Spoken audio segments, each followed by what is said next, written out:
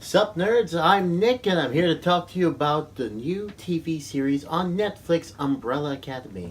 Based on the work of Gerard Way, his Eisner Award winning comic series that thrilled a lot of fans and, well, finally got adapted. Now, this series is brought to you by a crack team including Steve Blackman, who's been on such series as Altered Carbon, and Jeremy Slater, a writer producer with such credits as Death Note and Fantastic Four the remake. Yes, he's done garbage. But the question is, does this series suck? Or is it actually going to live up to something as great as what Gerard Way did to get an Eisner Award? Stay tuned to find out.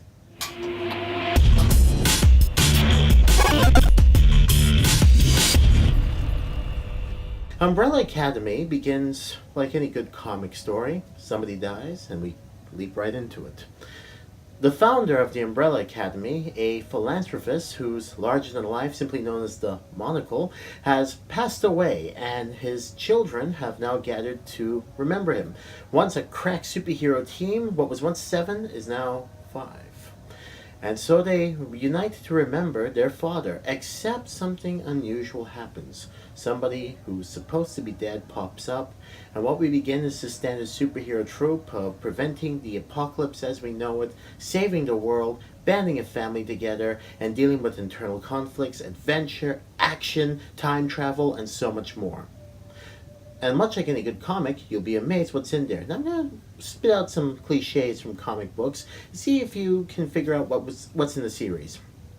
A death in the family, someone wanting to take over the world, ridiculous points of time travel, good and evil moments, talking monkeys, monkey superpowers, the undead, monsters from the other side. Great powers come great responsibility. Now, I want you to shuffle through those and think in your head what would be in there. Because 2 of them are going to make you go, nah, that couldn't be in there, but they totally are. See, this series is bizarre, but that's probably because of the way Gerard Way wrote it. Speaking as a comic fan, Gerard Way must have had an appreciation for comic cliches and its history, because Umbrella Academy permeates some of the history of what comic books were all about. In fact, one of the more interesting things as each episode opens, it finds a new way to display the credits, much like Will Eisner's work from The Spirit, a creative way to give an introduction to a story. But that's not the only interesting thing in there. Gerard Way's DNA is in there. It has an eclectic taste of music, a little bit of emo's in there. There's a cover of The Phantom of the Opera from Lindsey Sterling. There's some 80s pop synth, even a bit of Queen, in an unnecessary fashion, I might add, for an action sequence where it barely fits in. No, sir, you are not Edgar Wright. You cannot do an action sequence with Don't Stop Me Now without, properly having a bar fight. You just ruin it. And look, there's a few things in there that are very odd. And by a few, I mean a lot. See, this is the thing about it. The series has a lot of potential. Its main cast is absolutely amazing. You got Ellen Page. You got Tom Hooper, who you might know from Black Sails. He's playing the leader of the group. Ellen Page is playing the one daughter who doesn't have any powers. She was adopted. Actually, special shout out to the kid playing number 5. He is phenomenal. Number 5 is an interesting character who, by the way, actually has no real name. If I'm spitting out numbers, it's not because you've just walked into a review of Stranger Things. It's because these characters actually have numbers. Because the father was a bit of a nasty fellow, which is another comic book cliche. Orphans being adopted by a terrible father, internal conflicts, dealing with the fact of powers, melancholy moments about the fact they can't handle it, the world hating them. Heck, there's even a fifth Beatles sort of moment, there's a whole bunch of stuff in there that we are familiar with.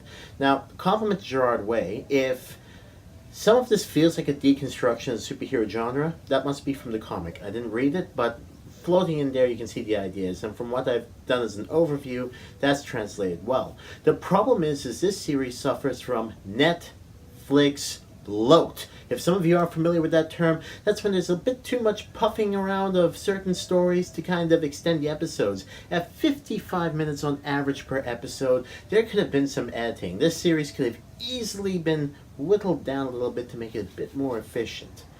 But like I said, the cast is so likable, you don't mind spending too much time with them. The problem is sometimes they're not doing anything. It's unbelievable, but that's alright. That's alright. They're charismatic, they're fun, they play off of each other. Think Guardians of the Galaxy sort of play. In fact, let me be quite honest. Another comic book reference for you all: The Marvel Way. The Marvel Way was a method that how you adapt a comic where you do the action sequences and the art style and then you pump in the dialogue. This feels no different. The dialogue seems to take precedence as a way to icing on the cake, and action sequences are done rather unconvincingly. Remember, this is a TV series. Some of the action sequences, you can tell they're reusing sets and all that because, well, there's a bit of a budget, and that's alright. The series is still very good, even the budget does scream out at you, which is also contradictory on my part because as much as I'm mocking the budget, the set designs are actually very good. It feels like a lived-in city. If there's one problem with a lot of TV series, especially with the Arrowverse, the city has no personality. The city of the Umbrella Academy seems to have a sort of grimy 70s, 80s sort of look to it. It's like it's caught in a time bubble. And the Academy itself looks like it's, your typical mansion for superheroes, but looks like it's got history. That sort of set design is just phenomenal. And look, I know I was saying earlier Jeremy Slater sucks, but yeah, you can tell some of his ideas in there. One of the key criticisms of Death Note was the unnecessary use of music, and Umbrella Academy does that a little bit too often. Now, Jeremy Slater isn't the only writer in there, but when you hear some of the music picked in there, you're like, yeah, did that fit? I mean, there's literally a sequence where all the characters are dancing in the house at separate points. You guys sitting there going, yeah, but what is the point of this? And look, if it sounds like I'm belting this series unnecessarily, well, it's because I know our time is valuable. There are lots of Netflix shows to look at, and what makes Umbrella Academy special? Why should you be looking at it over, say, Altered Carbon, or that one you have on my list that you had 2 years ago that your friend told you should watch, and you're like, I should watch, and you got home, and you got sidetracked by, I don't know, you, and you were watching you, and you're like, no, I was going to get back to that. Use a TV series. And look, the point is, there's a lot of stuff on the My List Little Edition on Netflix, and this deserves to be on there. Yes, the series has its issues. Yes, it's predictable, but it's fun. Every superhero story is predictable. The cast is great, that they pull you in. The action sequences, although, as I said, under a budget, are actually pretty nifty. And once you get to that kid number 5, you'll agree he's the new number 11, which, not a Stranger Things reference. It's definitely a series to watch. It's fun, it's energetic. I think it must be a good adaptation. Maybe that's a video for a future. But movie nerds, I definitely say, if I were to put it on the scale, I'd put it on the Guardians of the Galaxy sort of Marvel team-ups. Fun, musical, and kind of pointless, in a good way. Alright nerds, thanks for your time, and don't forget to like, share, subscribe, and I'll see you nerds at the movies.